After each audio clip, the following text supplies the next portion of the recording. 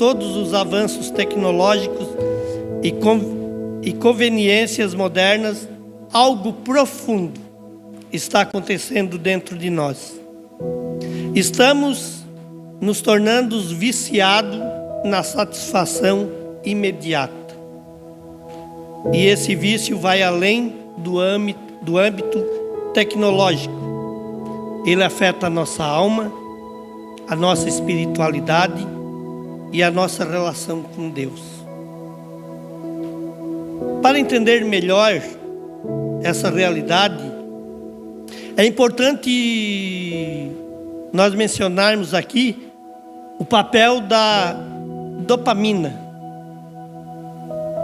Quem estuda ou estudou medicina, ou fez algum curso relacionado à medicina, né? Eu acho que sabe o que a gente está falando, né?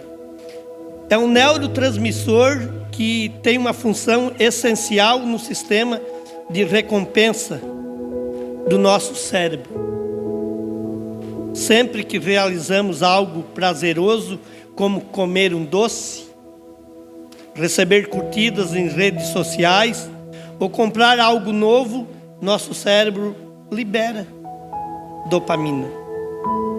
Essa substância nos dá uma sensação temporária de felicidade e bem-estar. Mas também pode nos prender em um ciclo perigoso. Quanto mais buscarmos esta recompensa química, menos nos satisfazemos, criando uma espécie de tolerância na alma. Assim nos tornamos escravos de pequenas satisfações momentâneas, enquanto ignoramos o que é duradouro e eterno. Esse fenômeno não é apenas um problema moderno.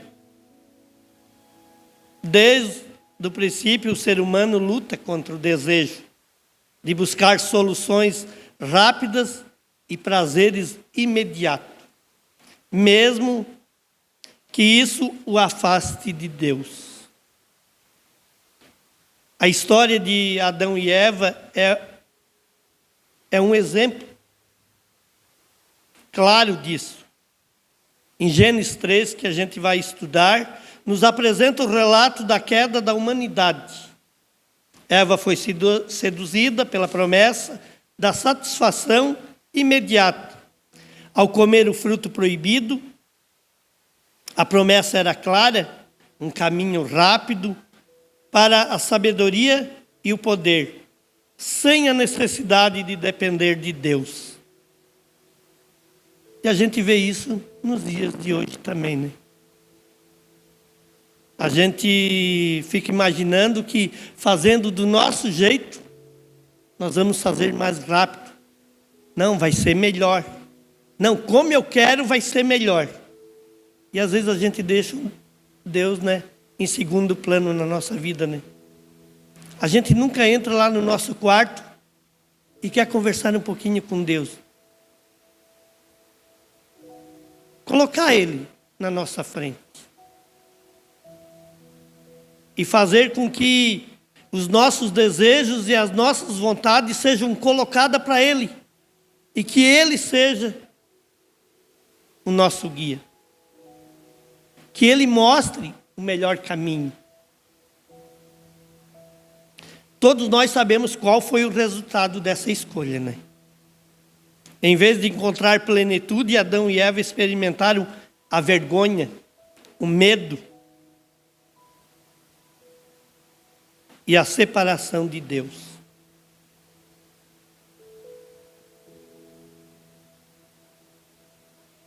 Hoje, o ciclo da satisfação imediata é perpetuado por nossa cultura de consumo, as redes sociais, que nos incentiva a buscar aprovação instantânea através de curtidas e comentários. A publicidade nos convence de que precisamos de algo novo agora para sermos felizes. A alimentação é industrializada. Eu não preciso ficar a manhã inteira na cozinha para fazer o meu almoço ou para fazer a minha janta. É só dar uma clicadinha lá no celular, né? Claro, oferece prazeres, talvez felicidade momentânea, né? Mas muitas vezes às custas da nossa saúde a longo prazo. Quando a gente quer fazer as coisas que são mais fáceis, ou se torne mais fácil, né? Tem uma cobrança lá na frente, né? Tem um estudo aí que diz que se uma pessoa tomar durante 15 anos 2 copos de refrigerante todo dia, provavelmente ela morre 10 anos antes. Aí, às vezes, a gente pode dizer assim, mas se eu tomar 15 anos, a gente já quer dar uma cutucada, né? Imagina. Mas é verdade, irmãos. Se você não cuida do seu corpo, se você não zela por ele, né? Algo ruim com ele vai acontecer ali na frente. Tem um escritor aqui muito importante e ele escreveu vários livros. Inclusive, o texto deste livro que nós estamos estudando, ele tem um livro que é chamado Viciados em Si Mesmo. E várias vezes eu vou citar o nome dele e vocês vão perceber que muitas vezes o que ele está afirmando e falando, né, vem de encontro ao que Deus quer para nós, o melhor para nós e para as nossas vidas, né? Esse Larry Crabb aqui, ele afirma que nós insistimos em experimentar qualquer prazer intenso que amenize nossos medos e preocupações, ainda que momentaneamente. Por conseguinte, buscamos um estilo de vida centrado em experiências momentâneas, que nos permitam alcançar o nosso tão almejado nirvana. Ele fala aqui, aquele sentimento de paz celestial que pregam os budistas. Para vocês não ficarem voando, nirvana é uma condição duradoura de perfeita satisfação que algumas religiões pregam, na Índia principalmente, no budismo, no hinduísmo e outras religiões. Vamos viver em paz, senta aqui, vamos fumar o cachimbo da paz. Eles usam muito isso lá, irmãos. E é uma paz que você sabe que será momentânea, que será para satisfazer o teu corpo e o teu ego por alguns instantes. Então, irmãos, perceba que o problema da satisfação imediata vai além das redes sociais ou do consumo. Ele afeta também a nossa relação com Deus de forma profunda. Em vez de esperarmos pela provisão divina no tempo certo, queremos respostas rápidas para as nossas orações. Em vez de buscarmos crescimento espiritual através da leitura consistente da palavra e da oração, preferimos soluções instantâneas, que não exigem esforço ou perseverança. Tornamos-nos espiritualmente impacientes. Achamos que um retiro de fim de semana, por exemplo, vai transformar todas as áreas da nossa vida. E sabemos que não é assim que funciona. O salmista aqui nos lembra, no Salmo 27, no verso 14, ele nos fala assim, espere no Senhor, anime-se e fortifique-se o seu coração, espere, pois, no Senhor. A espera não é fácil, irmãos, mas é fundamental para quem deseja encontrar a verdadeira satisfação em Deus. Enquanto o mundo nos empurra para a gratificação instantânea, Deus nos chama para um caminho diferente. Um caminho de dependência e confiança nele. A solução para o vício na satisfação imediata é redirecionar nossos desejos para Deus. Como diz o Salmo 16, no verso 11: Tu me farás ver os caminhos da vida da tua presença, a plenitude de alegria à tua direita, na delícias que duram de maneira perpétua. Deus é a única fonte de satisfação verdadeira e duradoura. A tentação, irmãos, nos promete alegria imediata, mas Deus nos oferece alegria eterna. Você tem experimentado essas alegrias que somente Deus pode proporcionar? Ou ainda segue no ciclo de prazeres momentâneos, que fortalece ainda mais o vício em si mesmo? A ideia central, irmãos, deste nosso primeiro encontro dessa série, fala que o vício em nós mesmos nos oferece satisfação imediata, mas nos escraviza. Enquanto a satisfação em Deus nos liberta para uma vida de propósito e alegria. O desejo de satisfação é como o pecado que nos seduz. Vamos ouvir de novo ali o que fala do primeiro verso do capítulo 3 ao verso 6. Mas a serpente, mais astuta que todos os animais selvagens que o Senhor Deus tinha feito, disse à mulher: É verdade que Deus disse: Não como do fruto de nenhuma árvore do jardim? A mulher respondeu à serpente: Do fruto das árvores do jardim podemos comer.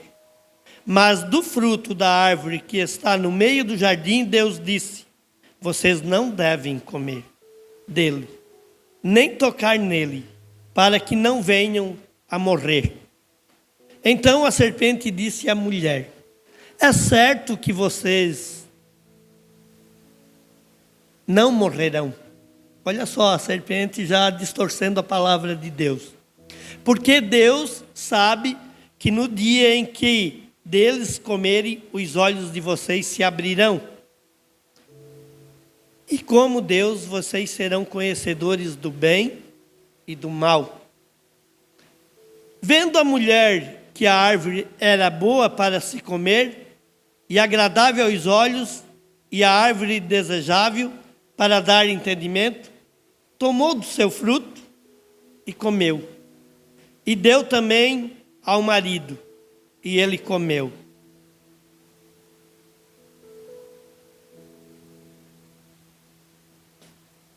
A narrativa da queda em Gênesis 3 nos apresenta uma verdade atemporal. O pecado sempre nos atrai, com a promessa de satisfação imediata, mas esconde as consequências devastadoras que ele traz.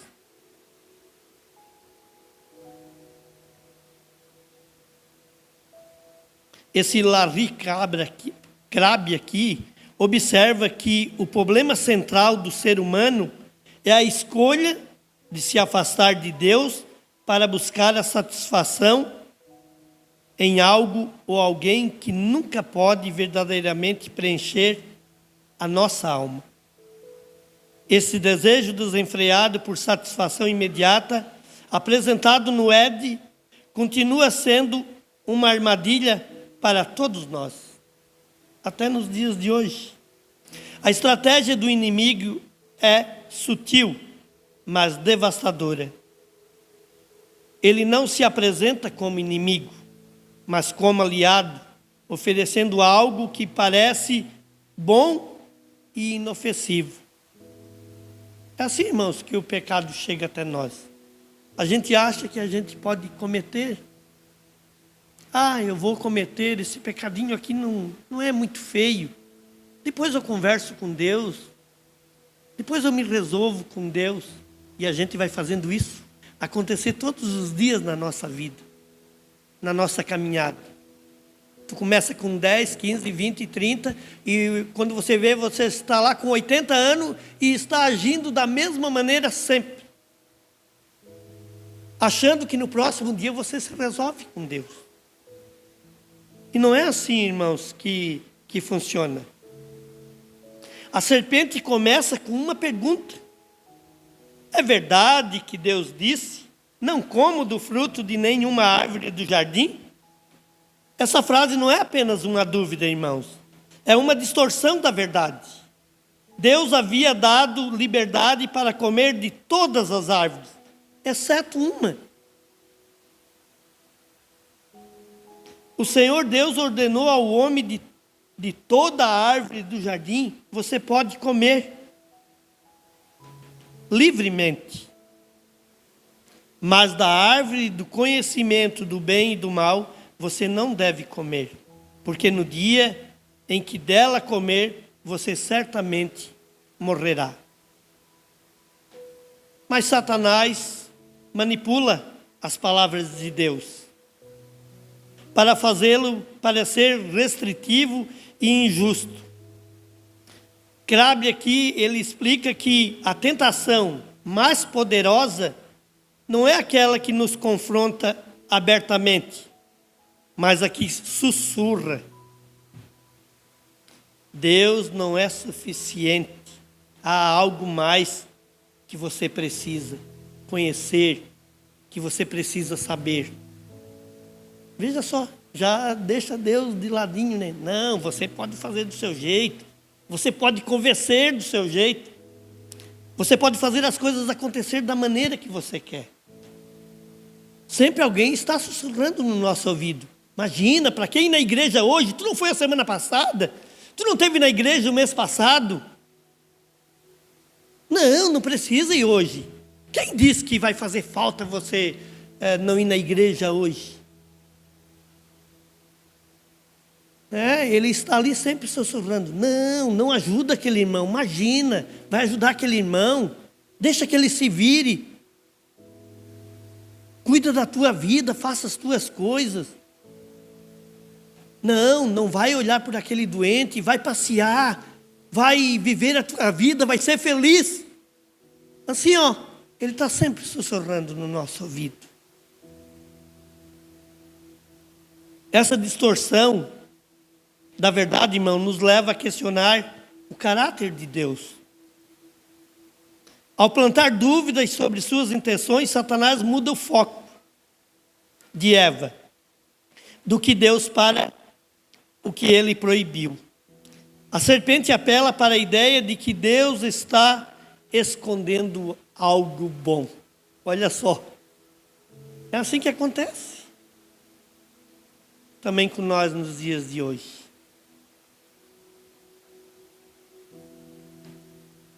É certo que vocês não morrerão. Olha só, a serpente. Imagina se vocês vão morrer. Ele está escondendo algo bom de vocês. A primeira mentira explícita, irmãos, seguida pela insinuação de que Deus é egoísta. Olha só, hoje a gente não vê aí na moda que não, você pode fazer tudo errado, imagina. Não, o que tem? Lá estão namorando, são do mesmo sexo. Aquelas lá também estão namorando, são do mesmo sexo. Mas hoje é normal, tudo é normal. Não, irmão, nada é normal diante de Deus. Nada é normal. Se você colocou isso no seu coração e na sua mente, que essas coisas são normal, irmão, você tem que ter um encontro com Deus novamente. Você tem que pedir perdão. Você tem que se livrar desse pecado, irmãos, que esse é o pecado que está destruindo a humanidade nos dias de hoje. Sai fora, irmão. Não deixe que essa destruição chegue até você. Amar sim as pessoas, irmãos, mas jamais aprovar o que é mal, o que é ruim. O que não é bom aos olhos de Deus, irmãos, não deve ser bom ao coração de quem vive o cristianismo, de quem confia em Deus, de quem está na presença de Deus. A tentação de Eva é descrita em 3 aspectos: boa para se comer, agradável aos olhos e desejável para dar entendimento. Isso, irmãos, reflete a tríplice tentação mencionada por João: a concupiscência da carne. A concupiscência da carne, irmãos, dos olhos, e a soberba da vida, cada um desses aspectos representa uma área onde o pecado nos seduz. Olha o significado, irmãos. A ambição ou o desejo desmedido por bens materiais ou sensual, pela ganância e pelo poder. A concupiscência, irmãos, da carne, Eva viu que o fruto era bom para comer. O apelo físico é direto e poderoso. Satanás nos tenta a buscar prazeres imediatos, muitas vezes legítimos em si mesmo, mas que se tornam pecaminosos na nossa vida. Quando, irmãos, buscamos fora do plano de Deus, como Crabe aqui observa, o pecado promete satisfazer os nossos desejos legítimos, de maneira que nos afastam do nosso verdadeiro propósito em Deus. A soberba, irmãos, da vida, o fruto era desejável para dar entendimento. Este é o apelo à ambição e ao poder. A serpente convenceu Eva de que ela poderia ser como Deus, conhecendo o bem e o mal. Essa é a raiz do orgulho humano. A crença de que podemos ser independentes de Deus e controlar o nosso próprio destino, muitas vezes nos leva a cair e a viver distante de Deus. O desejo de Eva pelo fruto do conhecimento do bem e do mal simboliza a nossa constante busca por satisfação imediata. Eva não confiou que Deus sabia o que era melhor para ela. Acreditou que o fruto poderia dar algo que Deus havia negado. Crabe aqui escreve que quando buscamos a nossa satisfação fora de Deus, estamos essencialmente dizendo: eu sei o que é melhor para mim. E não é assim, irmãos, que funciona. Nós temos a consciência disso, porque acontece. Acontece comigo, acontece com qualquer um, com qualquer ser humano. Quando nós queremos fazer por nossa conta as coisas acontecer na nossa vida, ou levamos um tapa bem dado, ou caímos e ralamos o nosso joelho. Ou às vezes tropeçamos numa pedra que arranca a nossa unha e deixa nós um mês sem sapato no pé. E o pior, vai nos doer. Vai nos doer, irmão. Aí você pode dizer assim: mas se Deus é amor, se Deus é misericordioso, se Deus é bondoso, por que Ele faz nós sofrer? Para você se redimir, irmãos. Para você ter uma vida transformada, para você transformar a sua vida. Para você perceber que você caiu e que você não é nada diante de Deus. O Senhor Deus é tudo na nossa vida. Esse desejo imediato, irmãos, de satisfação, é o que caracteriza muito do pecado moderno.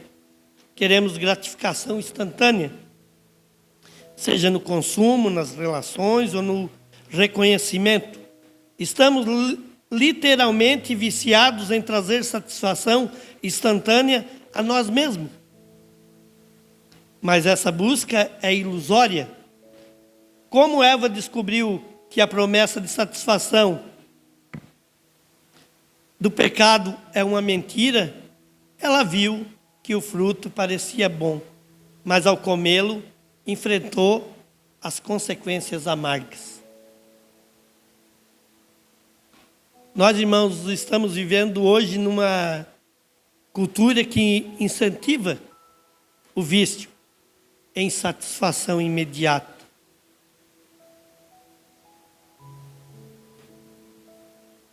Muitas vezes, nós achamos que tudo podemos fazer. E que as coisas que nós façamos da nossa maneira é a melhor. Não é assim, irmãos. Nós temos que saber que tudo o que Deus coloca no nosso caminho, na nossa vida, durante a nossa caminhada, é porque Ele sabe que nós precisamos.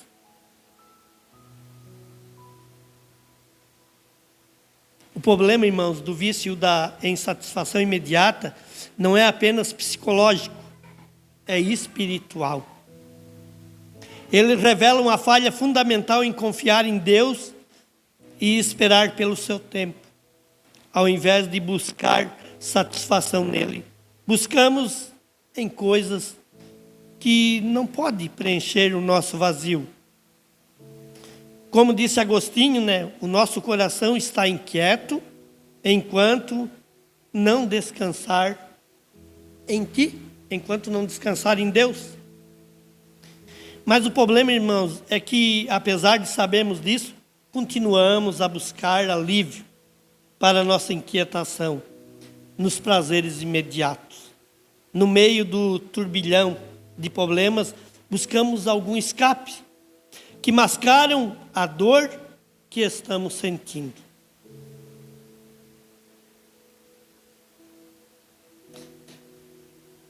As promessas, irmãos, de sabedoria, de ser igual a Deus, de mudar a nossa vida, de eu me mandar, de eu fazer como quero. O Crabb escreve aqui que quando encontramos nossa satisfação em Deus, somos libertos da tirania de precisar de mais e mais. Finalmente podemos descansar em sua provisão. A pergunta, irmãos, que nós devemos fazer é: onde nós estamos buscando a nossa satisfação? Será que estamos confiando em Deus ou sucumbindo ao desejo de satisfação imediata? Será que estamos viciados em nós mesmos? A história de Eva nos desafia a olhar para Deus como nossa fonte suprema de alegria e a confiar que o seu plano é sempre melhor.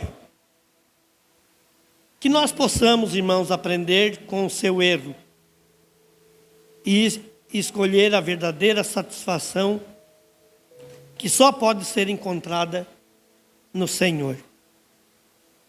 Irmãos, quem está com a sua Bíblia aberta, continua lá no texto que nós vamos ler do versículo 7 ao 13.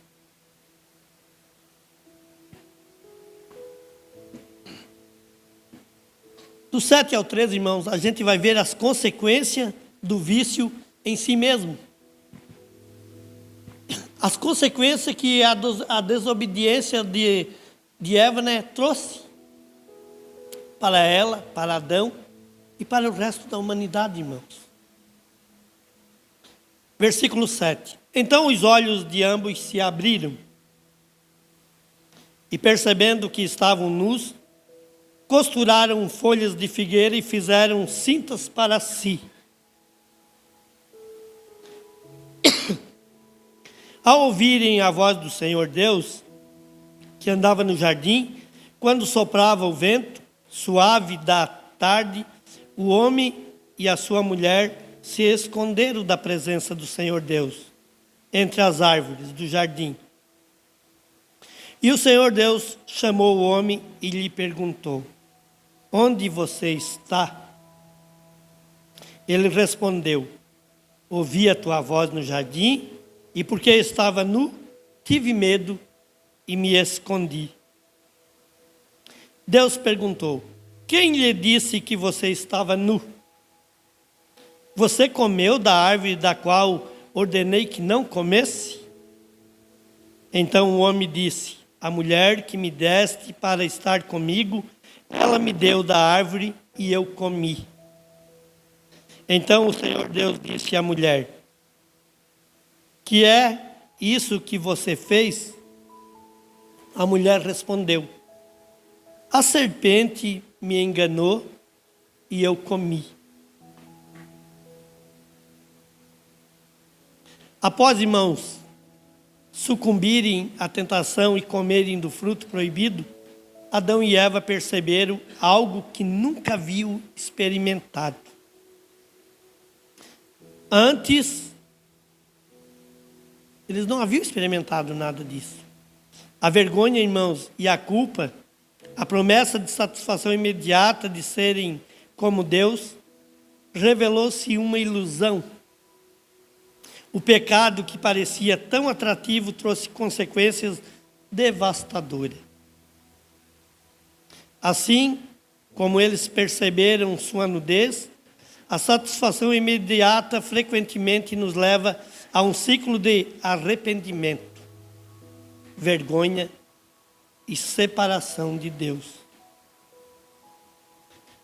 A gente viu ali em Gênesis, no 3:7, que diz assim, o texto nos diz que os olhos de ambos se abriram e perceberam que estavam nus.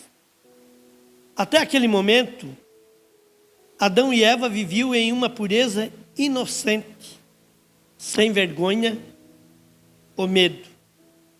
No entanto, o pecado abriu os seus olhos para algo que Deus nunca desejou que eles experimentassem: o conhecimento do mal, não como algo teórico, mas como parte de sua nova realidade.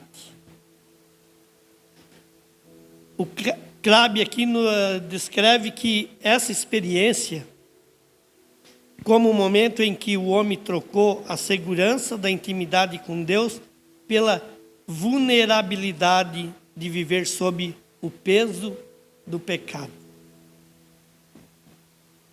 A vergonha, irmãos, é um reflexo dessa vulnerabilidade. Ela revela que algo está errado dentro de nós e que fomos criados para viver de forma diferente. No entanto, em vez de buscar a restauração em Deus, frequentemente tentamos lidar com essa vergonha por nossos próprios meios, como fizeram Adão e Eva. Se esconderam, fugiram da presença do Senhor. Muitas vezes, irmão, muitos de nós também faz isso. Eu tinha um amigo que, graças a Deus, eu acho que ele aceitou que Deus era maior do que tudo na vida, porque quando ele era novo, ele falava que Deus não existia para ele. Porque ele vivia na pobreza, irmãos. Ele, a sua esposa e os seus 3 filhos. Muitas vezes, irmãos, por causa do vício, do álcool, ele deixava a sua lavoura se perdendo no mato, e daí a gente se reunia, nós, os vizinhos, com pena da família e da esposa, a gente ia lá e tirava a roça dele do mato. A gente ajudava ele de várias maneiras, mas ele não se ajudava, irmão. Até que um dia, uma tragédia levou os filhos dele embora. Eu acho que muitos de nós aqui se lembramos daquela enchente que deu em 95, aqui na nossa região, que tirou muitas vidas aqui. Um dia antes, no dia 24 de dezembro, levou a família dele, o genro, a filha e mais 3 crianças. Eles tentaram passar num pontilhão e o pontilhão não estava mais lá. Lá na Içara isso aconteceu. E levou o Fusca deles rio abaixo e todos foram embora. Aí esse homem começou a falar que aí mesmo que ele não acreditava em Deus, porque tirou tudo que ele tinha. Mas olha o que Deus coloca na vida da pessoa, irmão. Olha como Deus transforma a vida da pessoa. Poucos anos depois, ele descobriu que estava com câncer. E ficou na cama 2, 3 anos, e a mulher e outros parentes, que cuidavam dele. E a reflexão que ele fazia, irmão, quando ele estava na cama ali, que ele dizia assim para a esposa dele: eu nunca deveria ter duvidado da existência de Deus. Assim, irmãos, deve ser na nossa vida. A gente nunca deve duvidar da existência de Deus. Sabe por quê, irmãos? Porque Ele vai nos chamar a atenção. E sabe por quê, irmãos? Porque Ele nos ama. Ele não quer perder nenhum de nós. De uma maneira ou de outra, irmãos, você vai ter um encontro com Ele. Ou para ir morar na vida eterna, ou porque tu não quer mesmo estar na presença do Senhor. E a vergonha, irmãos, é um reflexo do nosso pecado. A vergonha, irmãos, é um reflexo das coisas que a gente acha que Deus não está vendo, mas Ele está vendo. Aqui nós vimos no texto que a reação imediata de Adão e Eva, irmãos, a sua vergonha foi tentar encobri-la. Costuraram ou teceram folhas de figueira e fizeram cintas para si. As folhas, irmãos, de figueira simbolizam o esforço humano de lidar com a culpa e a vergonha sem depender de Deus. E como se disseram, podemos consertar isso sozinho? A gente pode consertar, irmãos, as coisas sozinho? Não.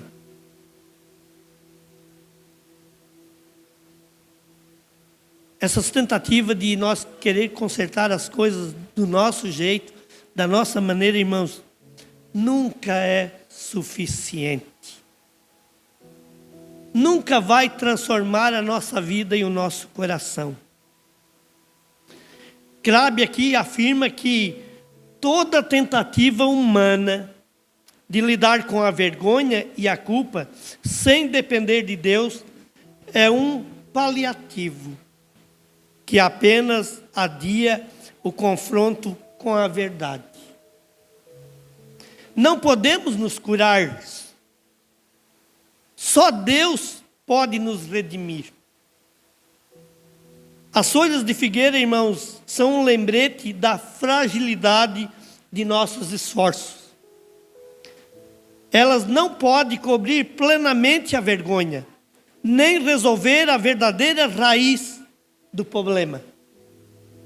A separação, irmãos, de Deus, causada pelo pecado e pelo vício em nós mesmos, essa tentativa, irmãos, nunca dá certo. Não existe autossalvação. Eu posso me salvar. Eu vou conseguir me livrar. Eu vou conseguir esconder. Ninguém vai saber o que eu estou fazendo. Olha só, irmãos, se você sair hoje daqui e resolver morar lá no Japão, você era crente aqui, chega lá no Japão, você não quer ser mais crente, você quer viver a vida do seu jeito. Em poucos dias nós vamos estar sabendo como você está vivendo lá, porque a internet está mostrando você alguma coisa que é do teu agrado, ou que você acha que é bom para você, você já vai estar postando, e nós vamos estar vendo aqui do outro lado. Não conseguimos esconder as coisas ruins que nós fizemos aqui dos outros. Imagina, irmão, nós esconder de Deus. Não tem como. Eu posso pegar R$1.000 e guardar lá embaixo da minha cama e dizer assim, ali nunca ninguém vai achar. Não vai, irmão. O dia que alguém resolver mexer no colchão para fazer uma limpeza mais profunda da casa, certamente vai achar. Assim é a nossa vida com Deus. Não tem segredo. Eu posso ter segredo para minha esposa, para o meu filho, para o meu amigo, para o meu vizinho, para a minha comunidade, para a cidade onde eu moro, mas para Deus jamais. Nunca vou conseguir esconder. Porque o dia que nós estivermos, irmãos, frente a frente com o Senhor, Ele vai abrir o livro e vai estar lá tudo o que nós fizemos. Tudo. O que foi feito de bom e o que foi feito de ruim. Bah, mas então eu estou perdido, então não tem mais jeito para a minha vida. Você pode estar pensando assim, tem, irmãos. Se você consertar com Deus, Deus esquece de tudo que você fez de mal até hoje. Até esse momento, até agora. Deus esquece, irmãos. Porque Ele é misericordioso, mas Ele quer a sua vida transformada. Ele esquece, irmãos, porque Ele nos ama, porque Ele quer nós na presença dEle. A consequência, irmãos, mais trágica do pecado não é apenas a vergonha ou a culpa, mas é o afastamento da presença de Deus. Em Gênesis 3:8 nós vemos que Adão e Eva ouviram a voz do Senhor Deus que andava no jardim quando soprava o vento suave da tarde. O homem e a sua mulher se esconderam da presença do Senhor Deus entre as árvores do jardim. O pecado, irmãos, que prometia liberdade, na verdade trouxe escravidão e medo. Eles que antes desfrutavam da comunhão perfeita com Deus, agora estavam fugindo de Deus. A separação de Deus é o resultado inevitável do pecado. Ele nos corta da fonte de nossa vida e propósito, como observa o escritor aqui. O pecado não é apenas um ato errado, é uma declaração de independência de Deus. É dizer, eu posso viver a minha vida sem Ele. No entanto, essa independência é ilusória, irmãos, porque fomos criados para depender de Deus. Foi Ele que nos fez, cada um de nós. Quando tentamos viver sem Ele, nos encontramos presos em uma espiral de vazio e insatisfação. Necessariamente, quando estamos viciados em nós mesmos, estamos caminhando na direção contrária de Deus. E o pior é que muitas vezes a religiosidade, os rituais e até mesmo a busca por experiências sobrenaturais mascaram essa verdade. Trata-se apenas de uma espiritualidade vazia e morta na nossa vida. Tem aparência de piedade, mas não tem verdade. A gente vem na igreja, a comunidade olha, não, está tudo bem, essas pessoas estão vindo na igreja, né? Mas durante a semana, o irmão desaparece, o irmão procura outros lugares, outras coisas, e acha que está tudo bom na sua vida espiritual. Pode estar bom momentaneamente na sua vida, aqui na carne, na sua vida terrena. Mas está longe da verdade, está longe de Deus. Essa separação de Deus também nos afasta do nosso propósito eterno. Se nós achamos que não precisamos de Deus enquanto estamos caminhando aqui nesta terra, Ele também vai achar que nós não queremos morar com Ele na eternidade.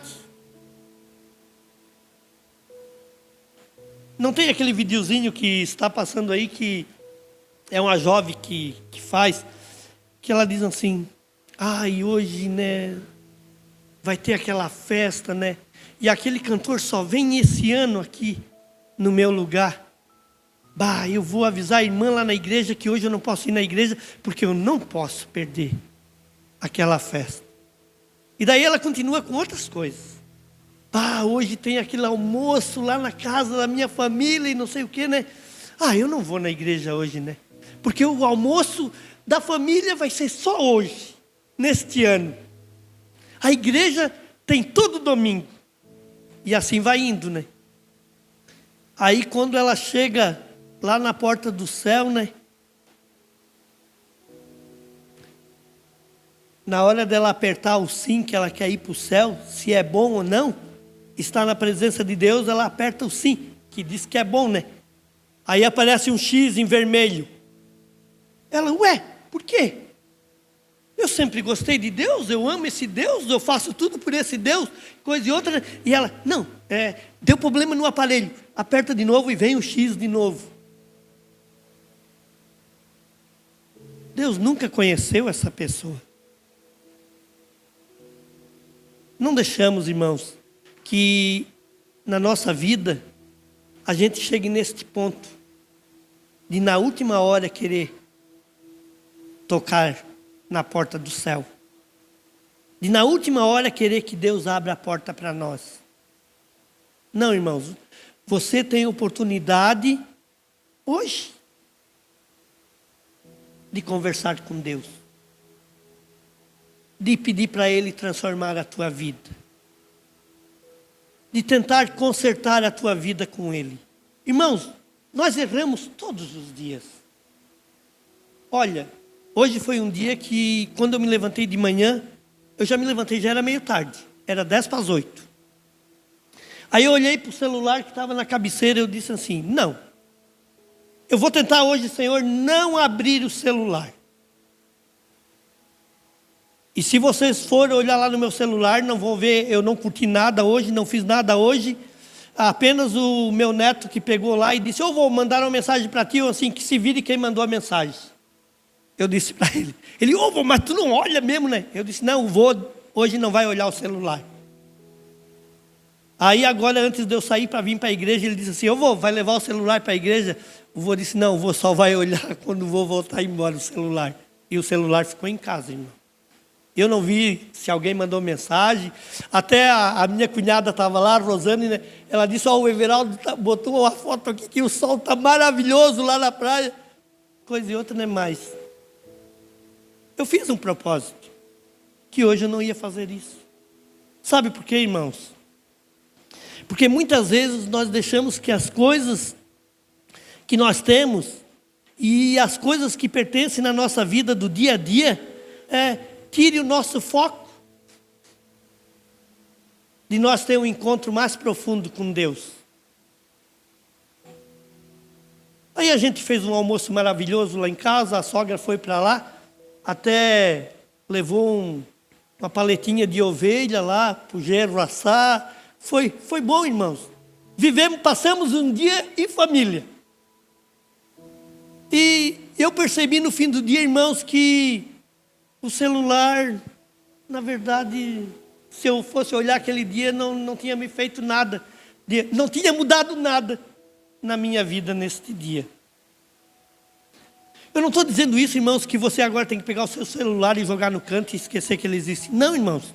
Muitos de nós usam para trabalhar e a gente precisa, porque a gente precisa se comunicar. Só que é assim, irmãos, você não pode deixar que as coisas que fazem bem para nós nessa terra nos distanciem da presença de Deus. Não podemos, irmãos. Deu para a gente perceber o que aconteceu com Eva e com Adão, né? Olha o que fala em João, olha o que Jesus diz em João 8,34. Em verdade lhes digo, que todo o que comete pecado é escravo do pecado. Está vendo, irmãos? Não tem aquele pecadinho que você acha que você pode cometer todo dia que não vai influenciar em nada na tua vida ou na vida dos outros. Não tem, irmãos. E ninguém de nós aqui é perfeito. Sabe o que Deus quer ver em nós, irmãos? Como pessoa humana, como pessoas que somos fracos, como pessoas que pecamos todo dia. É que nós chegamos no fim do nosso dia, irmãos, a hora que nós botamos a nossa cabeça lá no travesseiro e nós olhamos para Ele e dissemos: Senhor, Tu sabe que eu sou fraco. Tu sabe que eu pequei hoje, Senhor. Mas eu reconheço, Senhor, que eu sou fraco. Eu quero a Tua misericórdia, Senhor. Cuida de mim, da minha família, da minha casa, dos meus familiares, dos meus irmãos, das pessoas lá no meu trabalho. Onde eu caminhar durante essa semana, onde eu estiver, Senhor, o Senhor esteja sempre na minha frente, cuidando. Quando Eva e Adão resolveram abandonar Deus, veio as consequências. Essa verdade, irmãos, é evidente na história de Adão e Eva. Parecia ser um ato de liberdade comer o fruto e ser como Deus. Na verdade, tornou-os escravos da culpa, da vergonha e da separação de Deus. Eles perderam o quê, irmãos? Eles perderam o quê? Perderam a liberdade que tinham lá no Éden e passaram a viver sobre as consequências do pecado. Isso, irmãos, é um reflexo de como o pecado opera em nossas vidas. Ele promete liberdade, satisfação, mas nos prende em ciclos de dependência e frustração. Crabb explica: o pecado nos engana ao prometer que podemos encontrar a alegria fora de Deus. Mas, na verdade, ele apenas nos prende em uma busca interminável por algo que nunca podemos alcançar. Não vamos poder nunca, irmãos, alcançar essa busca. Olha o que Deus fez quando encontrou novamente Adão e Eva lá. Deus não abandonou eles. Deus tomou, olha como Deus é bom, irmãos, com nós, seres humanos. Ele tomou a iniciativa de procurá-los. E mais tarde, irmãos, lhes forneceu vestimenta de peles. O Senhor Deus fez roupas de pele com as quais vestiu Adão e a sua mulher, apontando para a redenção que viria através de Jesus Cristo. É isso que Deus faz conosco, pecadores e rebeldes. Afastados de Deus, Ele se achega a nós, carregado de misericórdia, graça e amor. Crabb ainda escreve aqui, Deus não apenas nos confronta com a nossa culpa e vergonha, Ele nos oferece a cura. Ele não nos deixa perdido em nosso pecado, mas nos convida a voltar para Ele e encontrar a verdadeira satisfação. A libertação, irmãos, e a satisfação em Deus muda a história de cada um de nós, como mudou a história de Eva e de Adão. Muitas vezes os prazeres deste mundo, irmãos, nos enchem de vergonha. A Bíblia também aponta, irmãos, para uma solução poderosa. Aprender a encontrar a verdadeira satisfação na presença de Deus, esse é o caminho para nos libertarmos do vício em nós mesmos e vivemos para algo maior e eterno. Hoje não tem como você dar desculpa que você não lê a Bíblia, porque a Bíblia que eu tenho lá em casa é antiga, porque as letras são pequenininhas, eu não consigo mais enxergar. Não tem desculpa. O pastor sempre fala aqui, irmãos, é fácil a gente ler a Bíblia hoje. É só você baixar ela no seu celular. Está ali, se você não quer ler, alguém vai ler para você. Você pode botar o seu celular lá no cantinho da casa lá e você fazer os seus serviços. Você está trabalhando e está ouvindo a palavra de Deus. Então hoje não tem mais desculpa. A gente não pode mais usar isso como desculpa. Olha o que Crabb fala aqui para nós. Ele observa que a nossa maior necessidade não é sucesso, prazer ou controle, mas um relacionamento profundo com Deus. Ele escreve: Deus não nos chamou para sermos bem-sucedidos ou satisfeitos com as coisas terrenas, mas para encontrar nossa verdadeira alegria nele, mesmo em meio à dor e à espera. Essa perspectiva nos desafia a abandonar as ilusões do mundo e abraçar a satisfação que só Deus pode oferecer.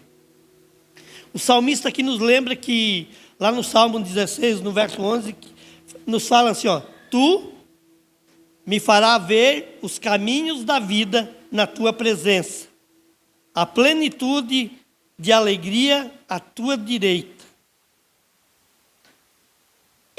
e as delícias da plenitude. Irmãos, Jesus reforça essa mensagem ao dizer a mulher samaritana. Olha só, em João 4, no verso 13 e 14, quando diz a mulher samaritana: Quem beber desta água voltará a ter sede, mas aquele que beber da água que eu lhe der nunca mais terá sede. Pelo contrário, a água que eu lhe der será nele uma fonte a jorrar para a vida eterna. A água viva que Jesus oferece é um símbolo de plenitude e satisfação espiritual. É uma promessa de que quando buscamos a Deus acima de todas as coisas, encontramos aquilo que nosso coração realmente deseja. A satisfação verdadeira, irmãos, não está em buscar os nossos próprios prazeres, mas em nos render ao plano de Deus, confiando que Ele sabe o que é melhor para nós, mesmo quando isso envolve que nós temos que esperar, que nós temos que viver essa espera. Esperar no Senhor, irmãos, não significa passividade. É um processo ativo de buscar a Deus em meio às incertezas, confiando que Ele está no controle e que seus planos são melhores do que os nossos. Os planos de Deus, irmãos, sempre serão melhores do que os nossos. Para concluirmos, irmãos, o vício em satisfação imediata nos aprisiona em um ciclo de insatisfação, vergonha e culpa. Ao longo desse sermão, irmão, nós vimos que o pecado promete liberdade, mas nos conduz à escravidão e ao vício. No entanto, Deus nos chama para uma vida diferente, uma vida de satisfação em sua presença, de transformação pela sua palavra, de confiança. No seu tempo perfeito. Não é no nosso tempo, irmãos. Ouviram? No seu tempo perfeito. O apóstolo Paulo aqui em Coríntios 2 escreve assim, em 2 Coríntios, capítulo 4, versos 16 e 18. Nos convida a orar além do visível e do imediato. Ele escreve: por isso não desanimamos, pelo contrário, mesmo que o nosso ser exterior se desgaste, o nosso ser interior se renova dia a dia. Porque a nossa leve e momentânea tribulação produz para nós um eterno peso de glória, acima de toda comparação, na medida em que não olhamos para as coisas que se veem, mas para as que não se veem, porque as coisas que se veem são temporais, mas as que não se veem são eternas. Como é bom, né, irmãos, a gente viver na presença de Deus, né? Algumas coisas práticas que nós devemos levar, irmãos, desta série de hoje, né? Nós devemos se submeter, irmãos, não aos nossos desejos, mas aos desejos de Deus. Leva isso com você. Se submeta, irmãos, aos desejos de Deus. Cultive a intimidade com Deus diariamente. A verdadeira satisfação vem de um relacionamento profundo e constante com Deus. Assim como Jesus convidou os seus seguidores a permanecerem nele, como os ramos permanecem na videira, você também precisa fazer da comunhão com Deus sua prioridade. Isso envolve oração, meditação na palavra e momentos de adoração que fortalecem sua alma e realinham os seus desejos. A vontade do Pai,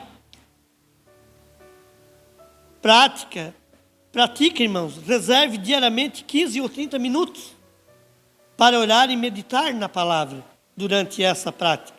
Entregue os seus medos, ansiedades e desejos a Ele, pedindo ao Espírito Santo que renove suas forças e satisfaça o seu coração com sua presença. Viva em comunidade, irmãos. Esteja na presença dos irmãos. Caminhe com os irmãos. Se fortaleça, irmãos. Vamos ficar de pé e vamos orar?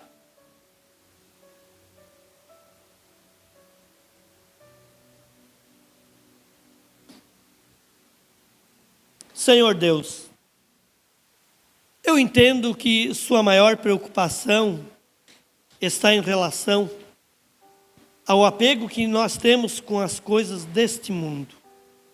Eu entendo que temos uma dificuldade muito grande de pensarmos nas coisas espirituais. Senhor, perdoa pelas muitas vezes que eu coloquei o Senhor em segundo plano na minha vida. Eu quero que o meu tesouro seja o Senhor. Que eu possa entregar todo o meu coração a Ti. Porque tudo que eu mais quero é receber mais e mais, cada dia mais do Seu amor. Não deixe que os vícios da satisfação e dos prazeres momentâneos nos afaste da Tua presença. Eu oro em nome do Senhor Jesus. Amém.